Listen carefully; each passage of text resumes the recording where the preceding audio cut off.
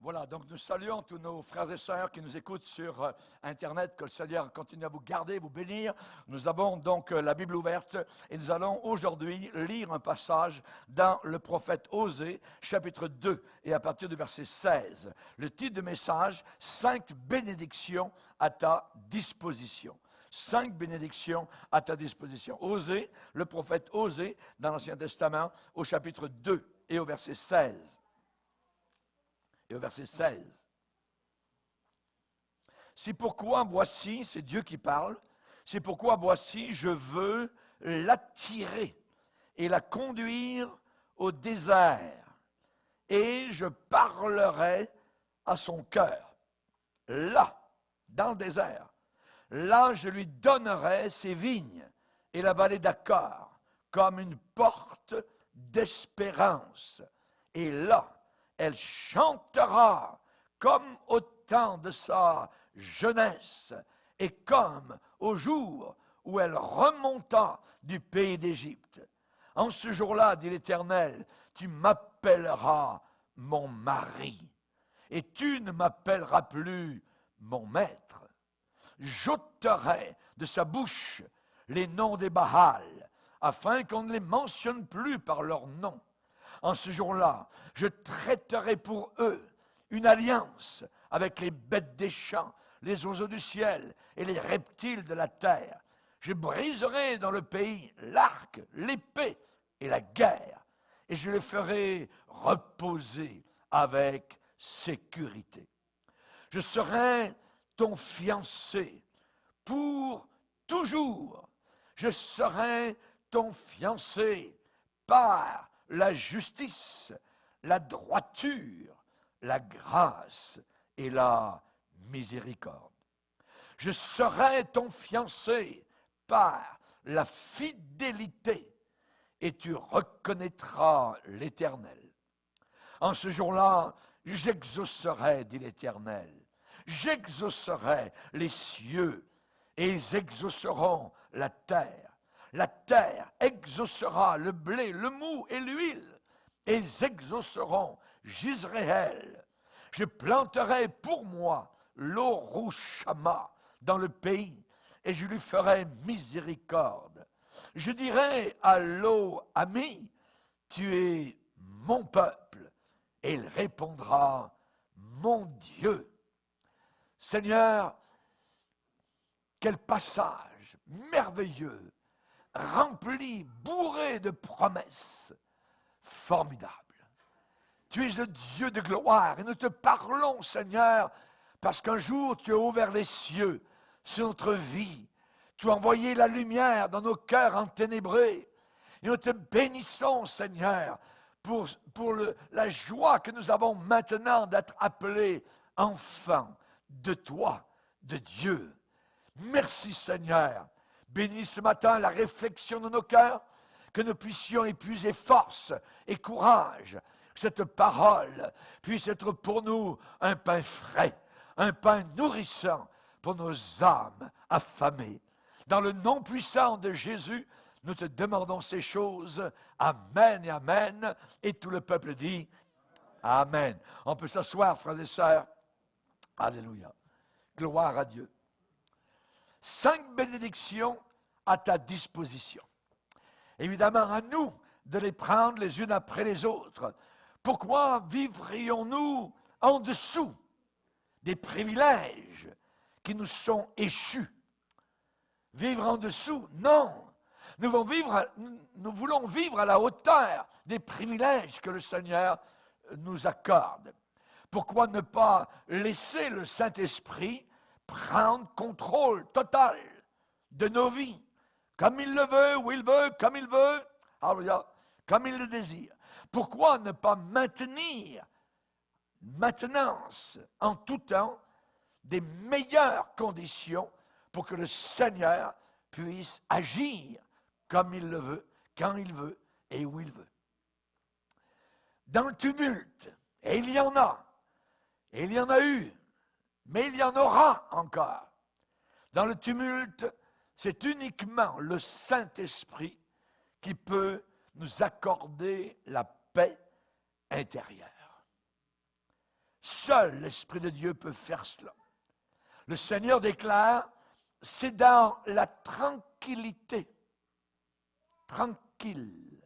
tranquillité et le repos que sera votre salut.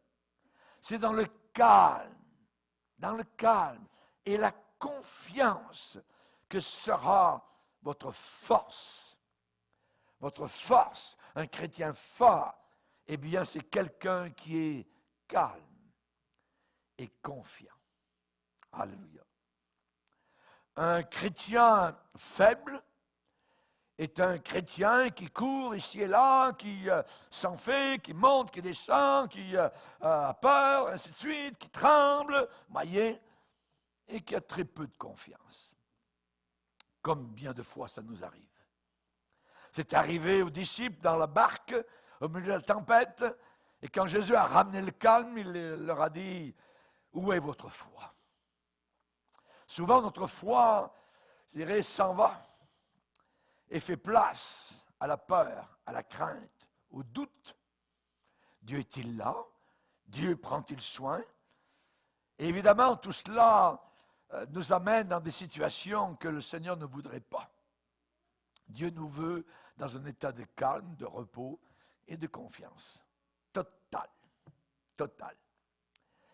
Dans les difficultés, c'est le Saint-Esprit qui nous donne cette force surnaturelle. Elle ne vient pas de nous, elle vient d'en haut. Tout don parfait descend d'en haut, va dire Jacques au premier chapitre. D'en haut. Donc il faut regarder en haut. Ne vous attachez pas aux choses d'en bas, aux choses de la terre, parce qu'elles sont passagères. Et le Seigneur a dit, justement, pour nous aider dans des difficultés, vous allez recevoir, ça veut dire que vous ne l'avez pas, mais vous recevrez de la force, de la puissance. Le mot grec, c'est dunamis, qui a fait en français dynamite. Vous recevrez de la force quand le Saint-Esprit viendra sur vous. Quand le Saint-Esprit viendra sur vous. Donc c'est le Saint-Esprit qui nous communique sa force, sa puissance, son énergie. Alléluia. Dieu, je dirais, est davantage disposé à donner que nous ne le sommes, nous, à recevoir. Dieu veut donner, voyez, mais sommes-nous prêts à recevoir ce qu'il voudrait nous accorder? La Bible dit que votre Père céleste, à plus forte raison, donnera le Saint-Esprit à ceux et celles qui le lui demandent. Il faut demander l'aide, le secours du Saint-Esprit en toute occasion. Que de bénédictions spirituelles nous sont exposées là, à prendre dans le Nouveau Testament. Nous avons besoin de ces bénédictions parce que notre Père dans les cieux est généreux. Il est généreux. Il veut nous accorder ces bénédictions pour notre bénéfice. Il veut les donner, et je dirais dans une mesure illimitée. De quelle manière Dieu le Père a-t-il donné le Saint-Esprit à Jésus? La Bible dit dans Jean chapitre 3, sans mesure. Le Père donne le Saint-Esprit sans mesure. Il y a des gens qui pensent que Dieu est une sorte d'infirmier, de pharmacien, avec une seringue remplie du Saint-Esprit, et là, toc, une goutte sur monsieur du Saint-Esprit, toc, toc, 2 gouttes pour madame du Saint-Esprit. Non, Dieu n'est pas comme cela. Dieu donne son Saint-Esprit sans mesure. Alléluia. Pouvez-vous mesurer l'amour de Dieu? L'amour de Dieu est sans mesure. Et Dieu veut donner son Saint-Esprit sans mesure. Le Saint-Esprit nous donne la consolation, la force et le courage. Si ce n'était pas du Saint-Esprit, je ne serais pas là ce matin en train de vous prêcher. Et beaucoup d'entre vous qui avez suivi le Seigneur depuis des années, vous ne serez pas là. Parce que c'est uniquement le Saint-Esprit qui nous donne la persévérance de continuer à continuer à continuer. sans relâche. Alléluia. Gloire au Seigneur. Notre Père dans les cieux est généreux et il veut donner ses dons, ses bénédictions sans aucune limite. Il les a mises à la portée de tous les chrétiens. De tous les chrétiens. Alléluia. Donc, elles sont à notre disposition. Et c'est l'apôtre Paul qui commence l'ouverture de l'épître aux Éphésiens et qui va déclarer en disant, dans une louange, une eulogie, il va dire « Béni soit Dieu ». Il va dire « Alléluia ». Béni soit Dieu, le Père de notre Seigneur Jésus, qui nous a bénis de toutes sortes de bénédictions spirituelles dans les lieux célestes en Christ, à cause de Christ, à cause de la croix, à cause du sang versé. Nous sommes bénis de toutes sortes. C'est l'expression de Paul. Nous a bénis de toutes sortes de bénédictions spirituelles. Alléluia. Donc elles sont à notre disposition. Alléluia. Et le problème, c'est qu'un grand nombre de chrétiens négligent, ne vont pas saisir ces promesses-là, ces bénédictions-là. Et ils pensent qu'on peut progresser sans ces bénédictions.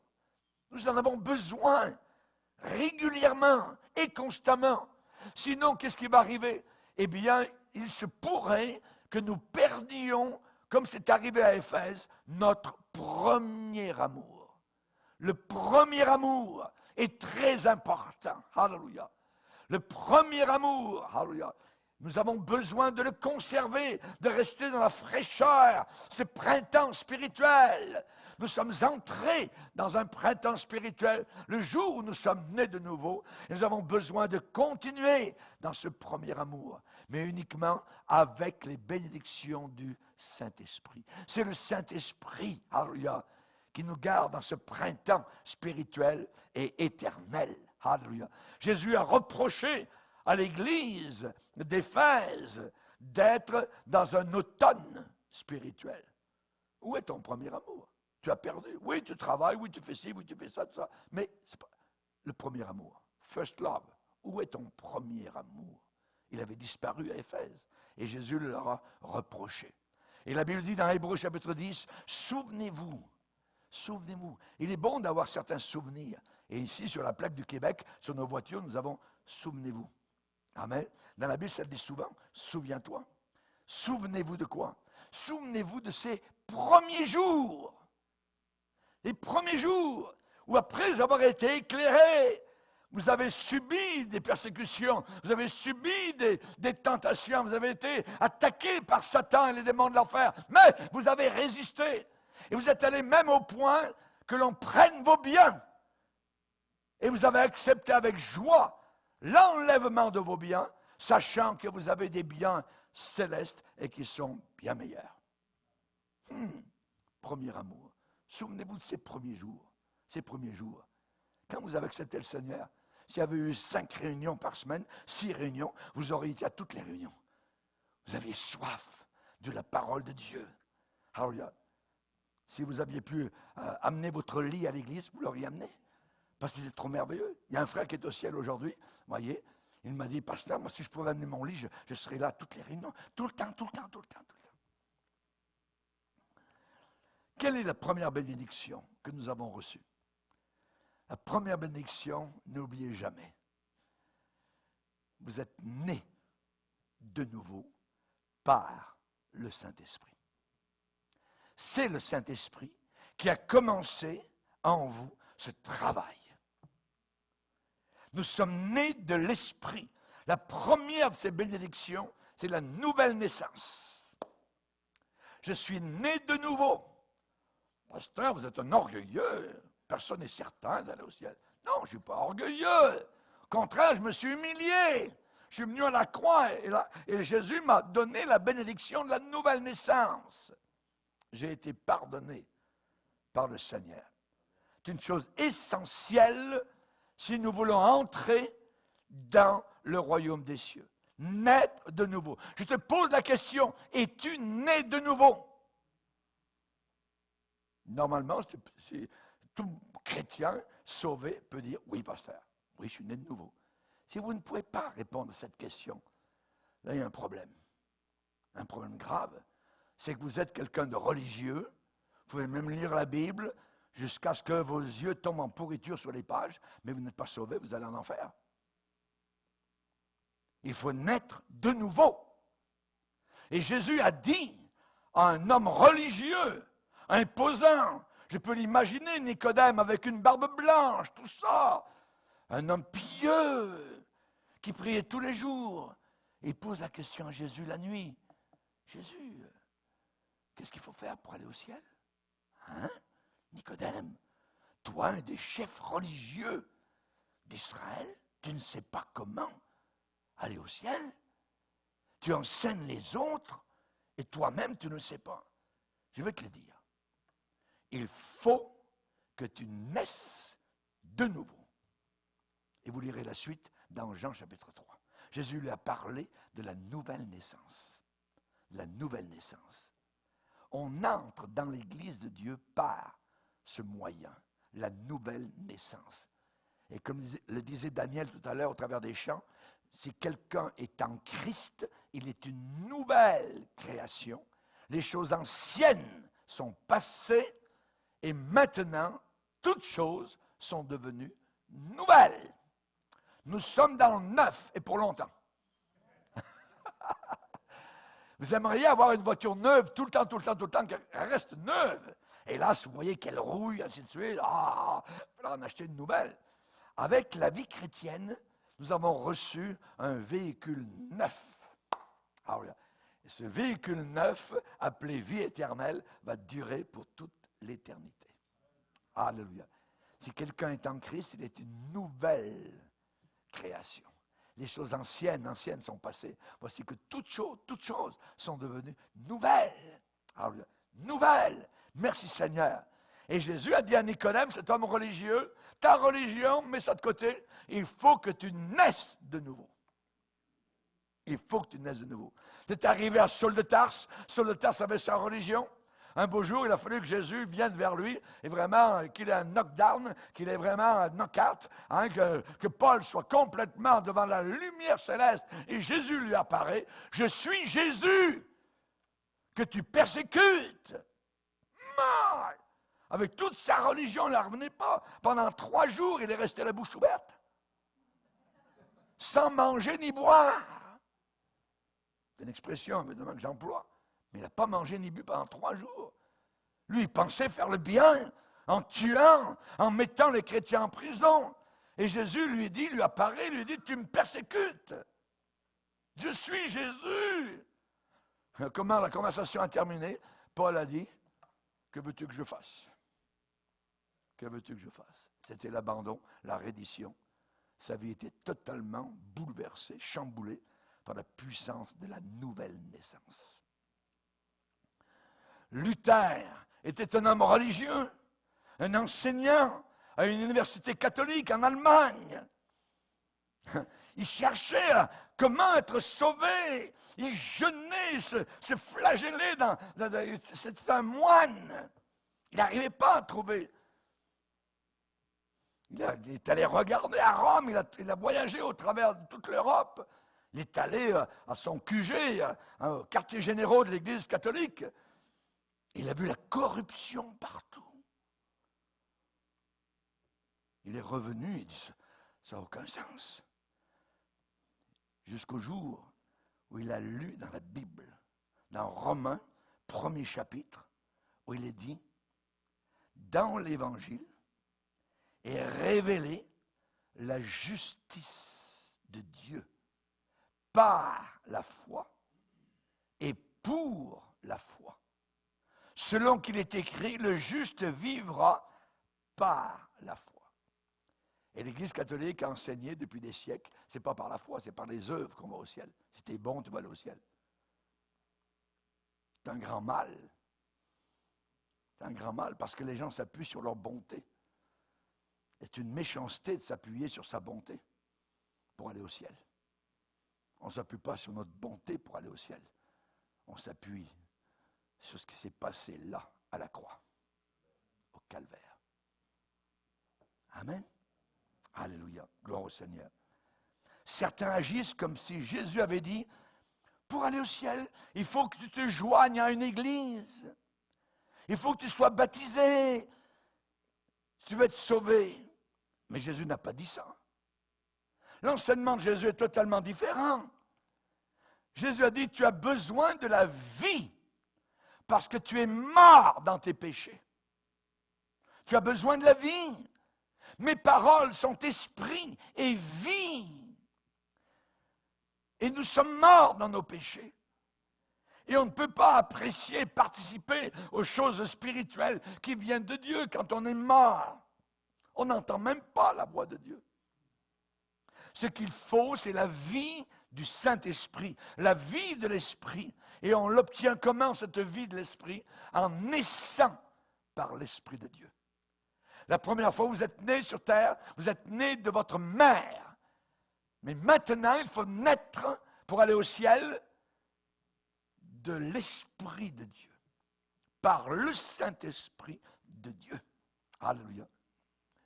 Et la différence, je dirais, entre quelqu'un qui est né de nouveau et quelqu'un qui est, je dirais, qui se dit chrétien, qui professe simplement être chrétien, eh bien la différence est aussi prononcée que la différence entre un bébé bien en vie, en train de pleurer, en train de demander le sein de sa mère, il est plein de vie, tout ça, il bouge tout de suite, il a faim. Et la différence entre ce bébé plein de vie et une poupée sans vie aucune. La poupée, elle est belle, elle a des beaux cheveux, tout ça, elle vous regarde, elle a des yeux, des oreilles, mais pas de vie.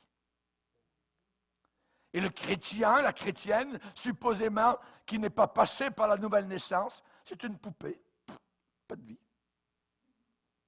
Le bébé, lui, il a la vie. Alléluia. Amen. Alléluia.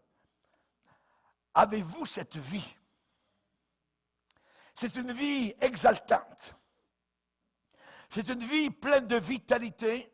C'est une vie remplie de satisfaction que le Saint-Esprit uniquement apporte dans la vie d'un chrétien authentique. Es-tu né de nouveau? C'est la grande question. La Bible dit que ce n'est pas par les œuvres qu'on va au ciel. C'est un cadeau.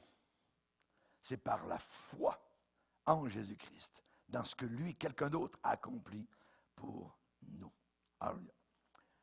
La deuxième bénédiction, c'est que maintenant que nous sommes nés de nouveau, eh bien, nous sommes régulièrement transformés par le Saint-Esprit. Après avoir expérimenté la nouvelle naissance spirituelle, voilà qu'une autre bénédiction à laquelle nous avons accès est en train de se présenter. Être changé, transformé à l'image, à la ressemblance de Jésus. Vous regardez un vieux couple, je dirais de 40 ans, 50 ans, 60 ans, on dirait quasiment qu'ils se ressemblent. Ils parlent, l'un pose une question, l'autre répond au milieu de la question, on dirait qu'il y a une seule conversation. Parce qu'ils ont marché ensemble pendant des années et des années. Ils ont souffert ensemble. Ils ont eu des enfants ensemble. Ils ont élevé des enfants ensemble. Voyez? Donc, ils commencent à se ressembler. À se ressembler. Et nous, eh bien, le Seigneur nous dit que nous pouvons, par le Saint-Esprit, être transformés de gloire en gloire par le Saint-Esprit à la ressemblance de Jésus. Il y a des personnes tout à fait ordinaires qui peuvent être transformées au point de commencer à ressembler à Jésus dans leurs actions, dans leurs conversations, dans leurs pensées, dans leurs réactions. Ils ressemblent à Jésus. La Bible déclare que nous devons avoir en nous les sentiments qui étaient en Jésus-Christ. On peut les avoir. Et par exemple, l'apôtre Pierre nous donne comment Jésus a-t-il agi Et vous voyez certains chrétiens qui agissent comme Jésus. Lui qui injuriait ne rendait pas d'injure. Maltraité ne faisait pas de menaces, mais s'en remettait à celui qui juge avec justice. Si vous voyez un chrétien qui agit comme ça, il ressemble à Jésus. Injurié, il ne rend pas d'injure. Il est maltraité, il ne fait pas de menaces. Il s'en remet, il fait confiance au Seigneur. Sa vie est entre les mains du Seigneur. C'est le Saint-Esprit qui travaille, qui laboure nos cœurs pour que nous ressemblions au Seigneur de plus en plus. Ayez en vous les sentiments qui étaient en Jésus. Et un tel miracle en nous ne peut être réalisé que par le Saint-Esprit. N'oubliez pas que le Saint-Esprit est Dieu. N'oubliez pas que le Saint-Esprit est celui qui opère les miracles. N'oubliez pas que le Saint-Esprit est la troisième personne de la Trinité.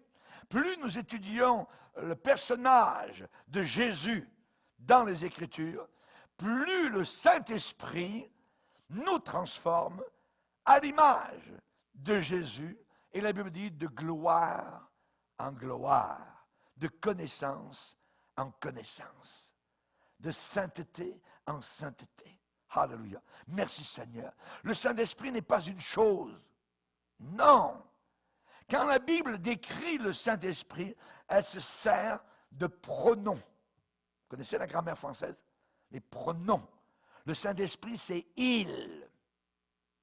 Il, lui. On peut lui mentir. On peut l'attrister, lui. Le Saint-Esprit dit, il parle.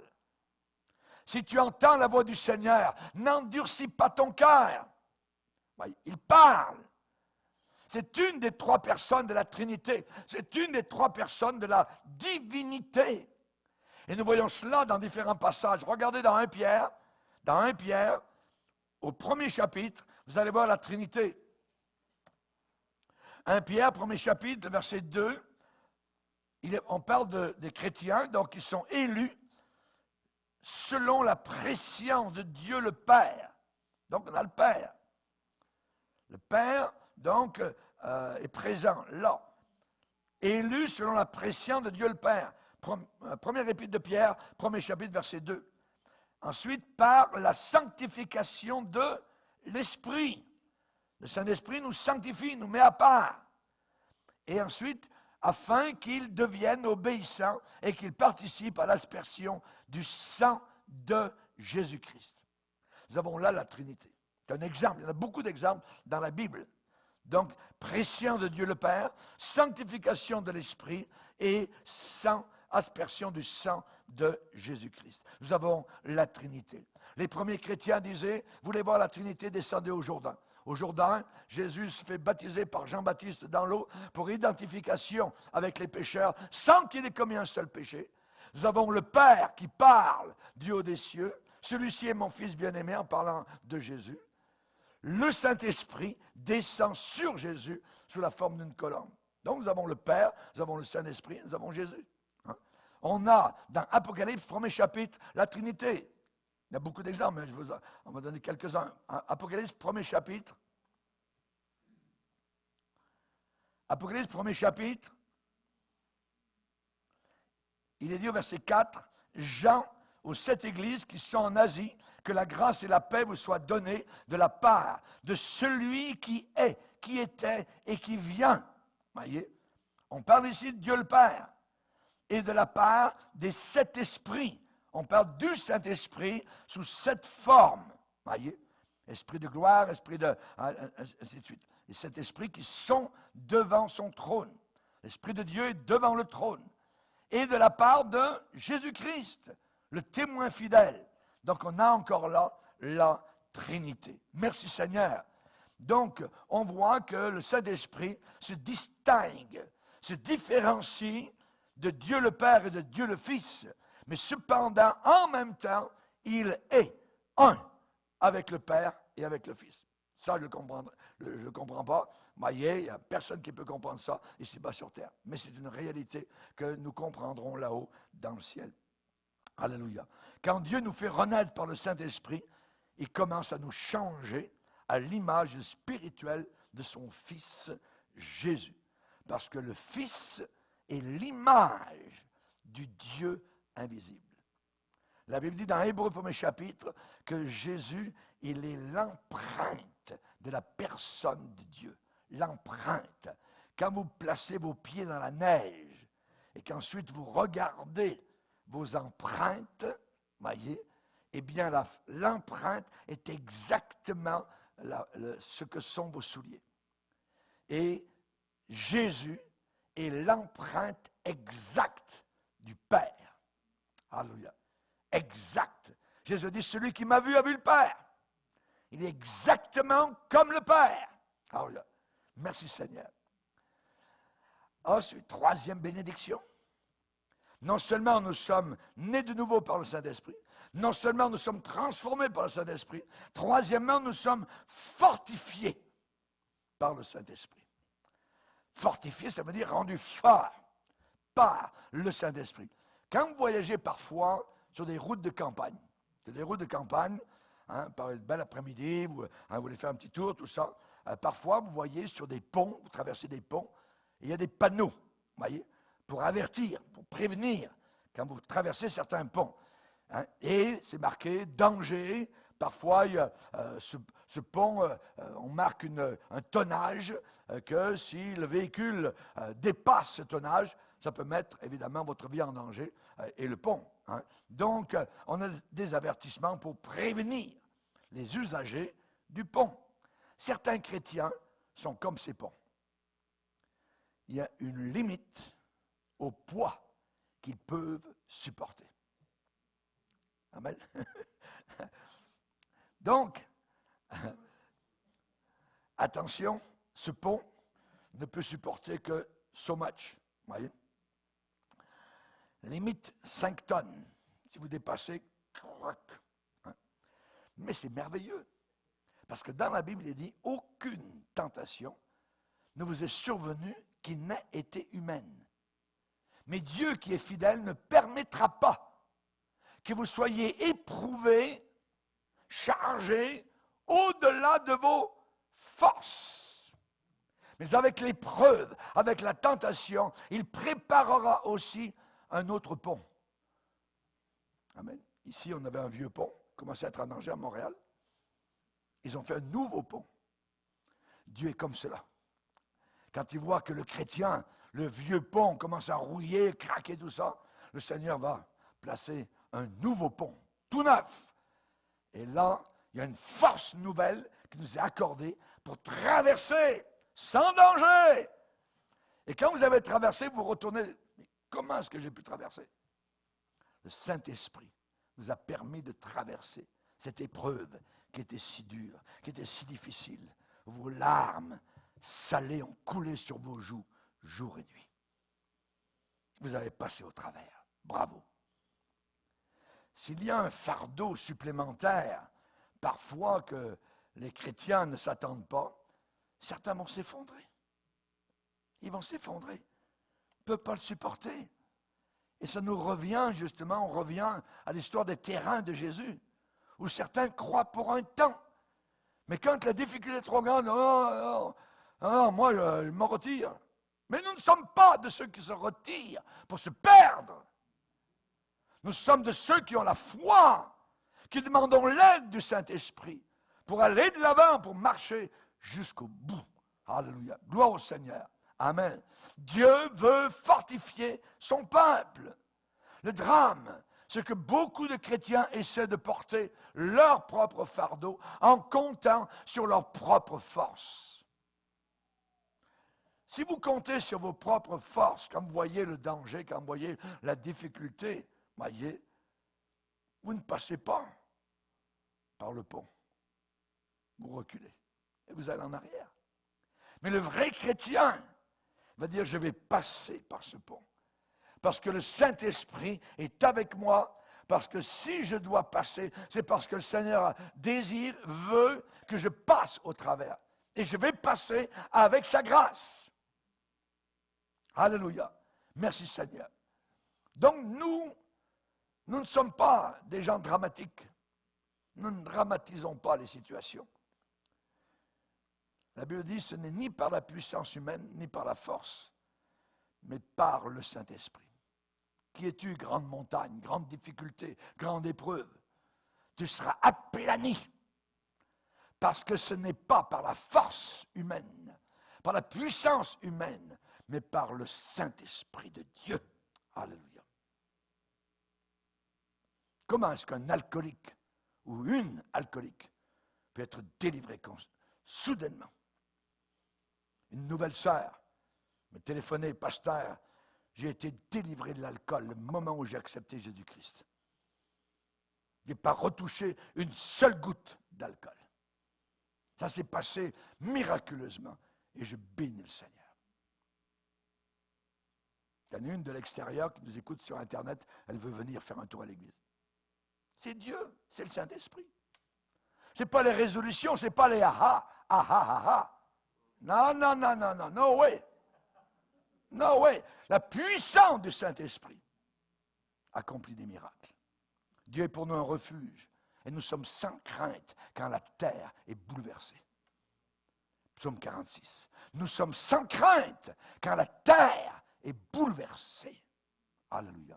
Dieu désire que tous les croyants expérimentent cette force intérieure qui provient de son Saint-Esprit, qui demeure en nous. Alléluia. Dieu souhaite que nous soyons, selon Éphésiens 3,16, puissamment fortifiés par son esprit dans l'homme intérieur. Alléluia. Gloire au Seigneur. Merci Seigneur. Rendu fort, fortifié, puissamment fortifié par son esprit dans l'homme intérieur. Je pourrais passer le reste de ma vie à prêcher juste sur ce verset-là. Puissamment fortifié par son esprit dans l'homme intérieur. Colossiens 1,11 nous dit « Fortifié à tous égards par sa puissance glorieuse ». Pourquoi vivre en dessous des privilèges qui nous sont échus? Pourquoi ne pas laisser le Saint-Esprit prendre le contrôle total de nos vies? Pourquoi ne pas nous maintenir, je dirais, en tout temps, dans les meilleures conditions? Dans les meilleures conditions. Alléluia. Dans le tumulte, le Saint-Esprit nous donne sa paix intérieure. À celui qui est ferme dans ses sentiments, tu assures la paix, parce qu'il se confie en toi. Merveilleux verset. Merci Seigneur. Dans les difficultés, le Saint-Esprit nous donne une force surnaturelle. C'est dans la tranquillité et le repos que sera ta force. La tranquillité et le repos. Dans le découragement, le Saint-Esprit nous soutient en nous donnant de l'espérance. Il nous aide à tenir debout. Il nous donne la foi. Il nous dit, regarde là-bas, regarde les lumières de la Nouvelle Jérusalem. C'est là que tu vas habiter pour l'éternité. Regarde au-dessus des montagnes, au-dessus des nuages, regarde au-dessus des étoiles. Là-bas, il y a une ville qui t'attend. C'est cela que le Saint-Esprit déclare. Il nous aide à tenir bon. Il nous fortifie en nous apportant le courage. Quatrièmement, quatrième bénédiction, nous sommes dirigés par le Saint-Esprit. Le Seigneur est un capitaine. Il naviguait sur les mers du monde et je peux vous dire que tous les bateaux que j'ai empruntés, il y avait un capitaine. Jésus est un bon capitaine. Et dans les tempêtes, il est à la barre. Alléluia. Et si vous êtes dans la cale, en train d'avoir le mal de mer, montez en haut un peu. Allez voir dans la salle, je dirais, où il y a le timonier. Eh bien, vous allez voir Jésus qui va vous sourire. Un seul regard, et vous allez redescendre en bas, au milieu de la tempête, tout ça, et vous allez vous reposer tranquille. Dirigé par le Saint-Esprit. Dirigé. On est dirigé. Pas par hasard, vous êtes ici aujourd'hui. C'est pas par hasard que ceux qui m'écoutent, vous m'écoutez actuellement. Il n'y a pas de hasard avec Dieu. Il n'y a pas de hasard. Un nouveau chrétien, dernièrement, on en parlait avec un couple hier, mon épouse et moi-même, me disait, comment ça se fait, pasteur, qu'on est toujours attiré à aller à votre église? C'est le Saint-Esprit. Le Saint-Esprit qui attire, ce n'est pas moi qui attire les gens. Le Saint-Esprit attire. Dans ma première église, je me rappelais toujours, il y avait un monsieur qui était assis là où une de nos sœurs, je sais que c'était toujours là qu'il s'assoyait. Il arrivait, tout ça. Dès que commençaient les chants, j'entendais des pleurs. C'était le monsieur, le frère, qui se mettait à pleurer. Il était touché à chaque fois, à chaque réunion, touché par le Seigneur. Il m'a raconté un jour, il dit, pasteur, vous ne savez pas ce qui m'est arrivé un jour? Le Seigneur est venu dans ma petite maison. Il m'a pris dans ses bras, comme un enfant. Et nous avons marché sur le lac. C'était le lac Mégantic, c'est assez grand. Et ensuite, on est entré dans la ville et il m'a emmené dans la rue Wolfe. Ça s'appelait la rue Wolfe. Et il m'a amené devant l'église chrétienne où vous prêchez.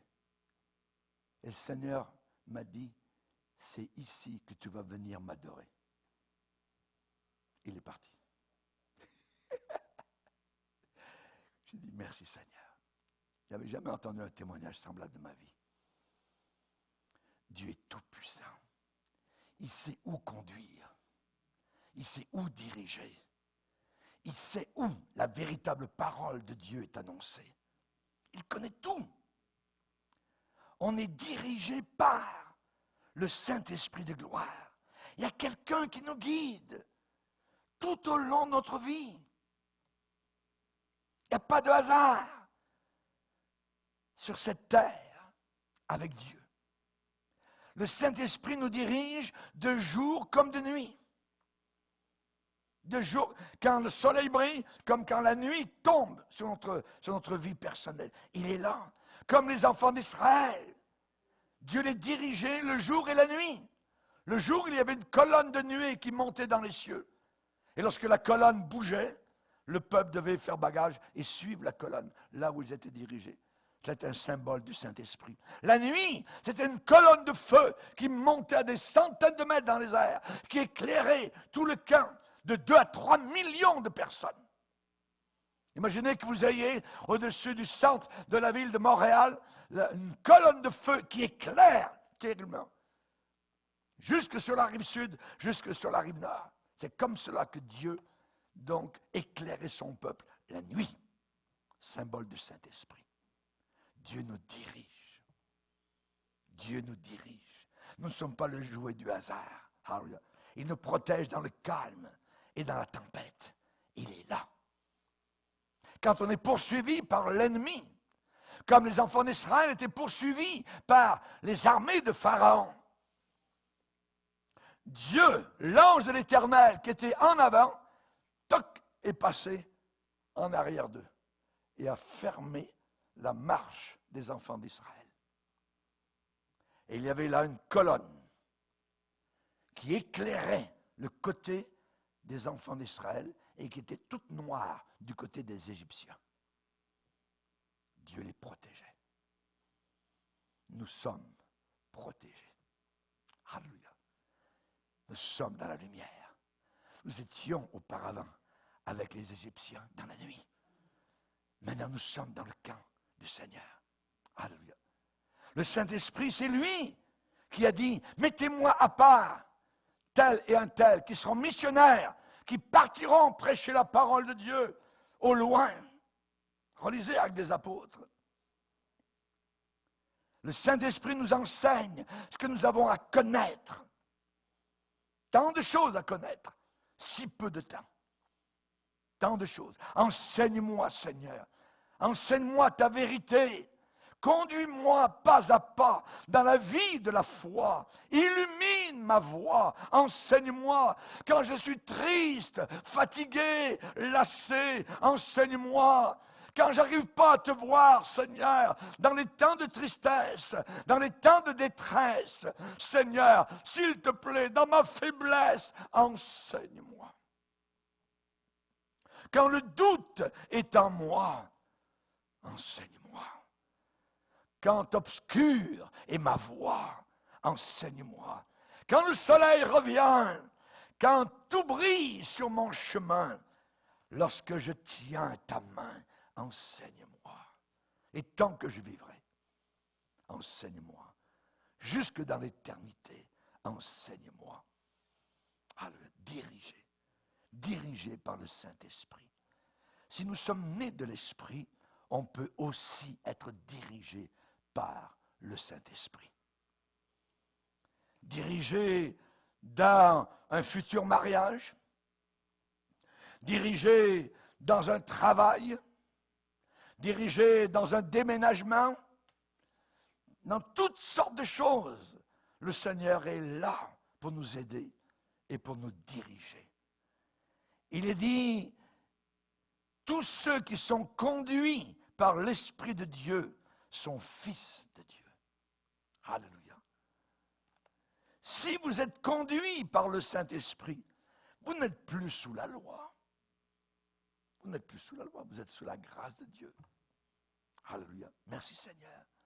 Comment le Saint-Esprit est appelé par Jésus? Le consolateur. C'est merveilleux. Le mot grec, c'est paraklet, parakletos. Dans ce mot, il y a para, il y a kaléo en grec, qui veut dire appelé. Ça veut dire c'est celui qui est appelé autour de nous. Celui qui vient autour. Jésus a dit le consolateur. Un jour, dans une tribu lointaine en Afrique, le peuple des Carrés en Afrique, il y avait une femme missionnaire qui traduisait la Bible dans leur langue. Elle est arrivée sur le mot dans Jean, donc l'évangile de Jean, pour le mot consolateur. Elle n'arrivait pas à trouver un mot dans leur langue à eux, dans la tribu, pour traduire ce mot consolateur. Alors elle a fait venir les anciens, plusieurs membres de la tribu, donc pour savoir dans la langue locale comment on appelle quelqu'un le consolateur.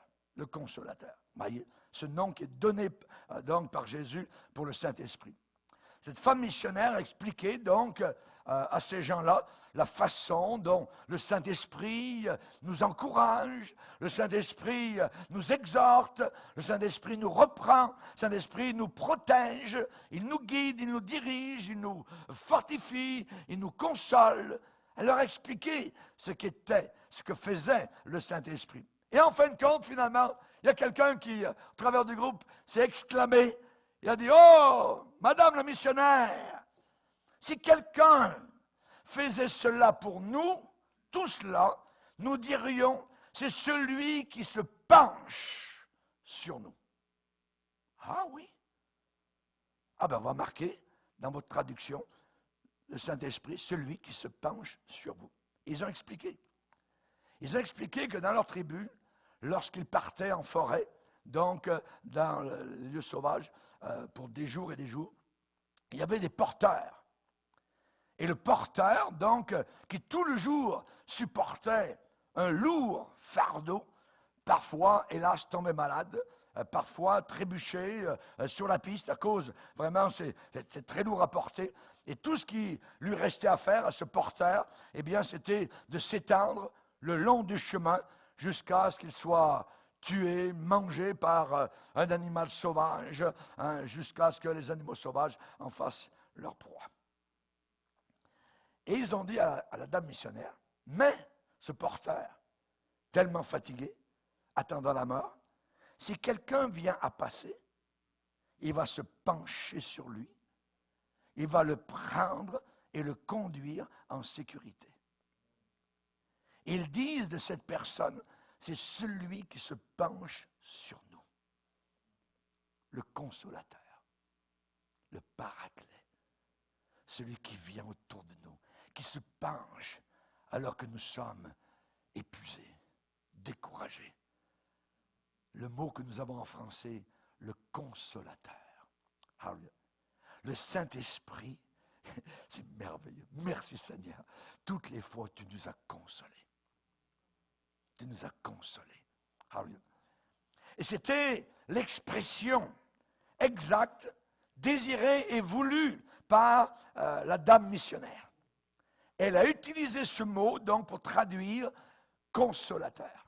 Celui qui se penche sur nous. Celui qui se penche sur nous. Que de fois, Seigneur, tu t'es penché sur moi. Dans ma misère, dans mon deuil, dans ma difficulté, dans mon divorce. Tu as été là, Seigneur. Merci, Seigneur.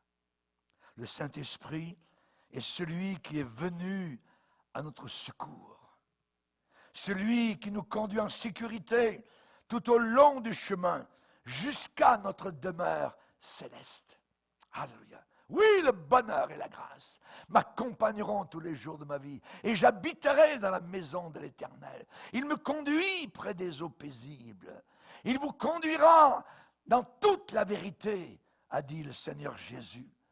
Au psaume 23, David va dire, le Seigneur me fait reposer dans de verts pâturages. Il me dirige près des eaux paisibles. Il me conduit dans les sentiers de la justice. Jacob, à la fin de sa vie, a déclaré, Dieu m'a conduit depuis que j'existe. Alléluia. Et Dieu t'a conduit depuis que tu es né de nouveau. Auparavant, il est vrai que le diable nous a conduits, a fait de nous, je dirais, des marionnettes. Mais quand le Seigneur est venu, c'est le Saint-Esprit qui a pris la relève. Dieu va dire au peuple d'Israël, je t'ai conduit pendant 40 ans dans le désert. Pendant 40 ans dans le désert. Essayez de vivre un mois dans le désert, vous. Pendant 40 ans, Dieu est capable de faire vivre 2 à 3 millions de personnes dans le désert. Psaume 73.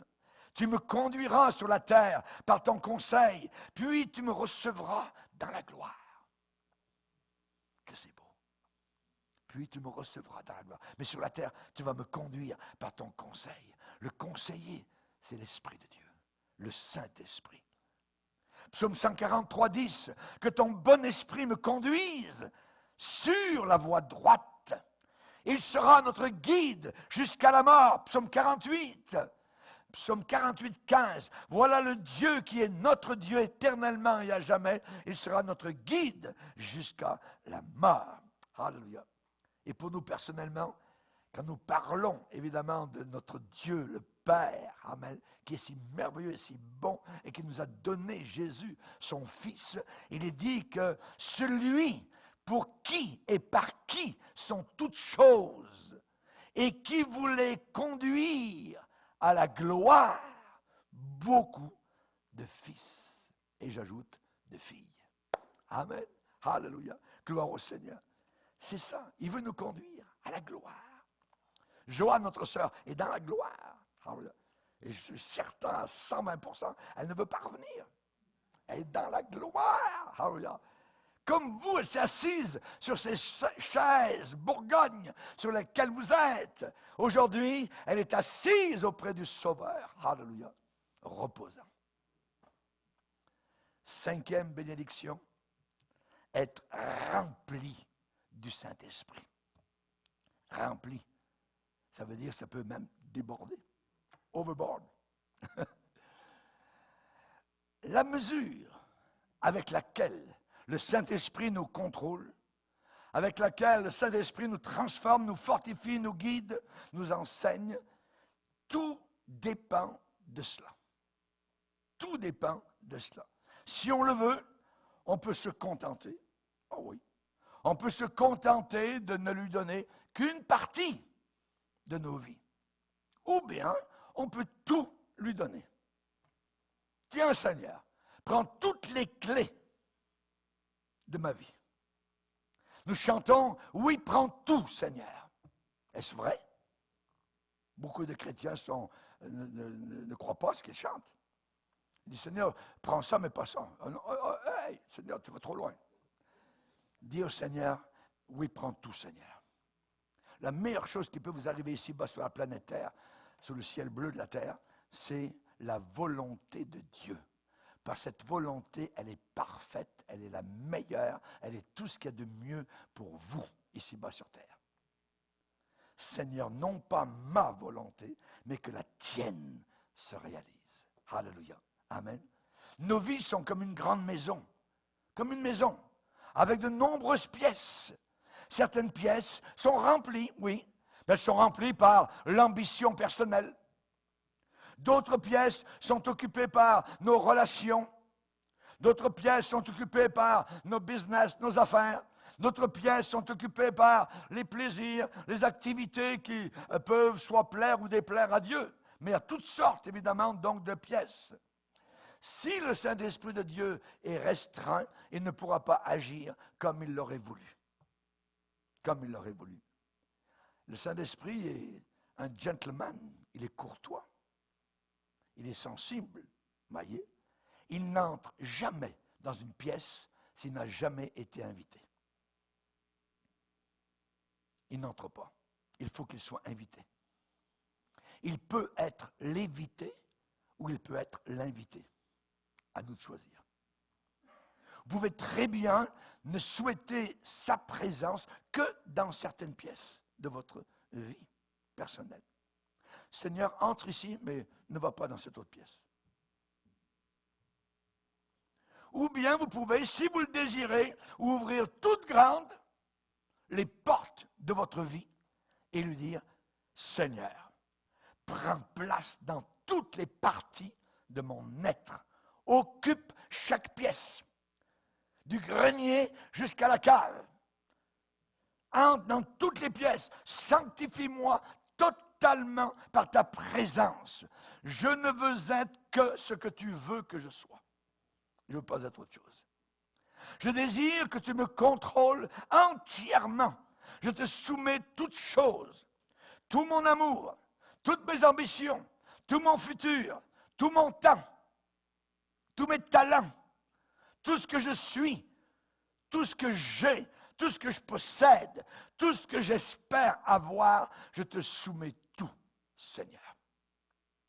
Remplis chaque partie, chaque partie. Seigneur, que la marée spirituelle monte. Inonde tout dans ma vie. Prends possession de tout. Alléluia. Seigneur, qu'ainsi ma vie soit totalement et complètement remplie du Saint-Esprit. Je veux vivre de telle sorte que je glorifierai sans cesse mon Père céleste et mon Sauveur Jésus, qui est si merveilleux. Alléluia. Si vous prenez la décision d'une telle consécration, et si vous vivez en conséquence, votre prière d'être rempli du Saint-Esprit sera exaucée. Dieu donne le Saint-Esprit à ceux qui le lui demandent, mais aussi à ceux qui lui obéissent. À ceux qui lui obéissent. Il vous remplira exactement comme il a rempli des hommes et des femmes le jour de la Pentecôte. Et ces chrétiens n'ont fait que simplement adorer, glorifier le Seigneur. Ils sont devenus des flammes vivantes qui sont parties propager l'Évangile aux quatre coins de la terre. On fait face aux démons, on fait face aux prisons, on fait face à la mort, mais sont sortis victorieux de leur bataille et de leur combat. Alléluia. Ces chrétiens étaient une bénédiction. Le Seigneur a dit à Abraham, tu seras une source de bénédiction. Voulez-vous être une source de bénédiction? 5 bénédictions à votre disposition. Baissons nos têtes et prions Dieu. Seigneur, nous te bénissons et nous voulons t'adorer. Nous voulons te servir et te bénir. Le Nouveau Testament nous montre clairement, Seigneur, que nous devons être remplis du Saint-Esprit.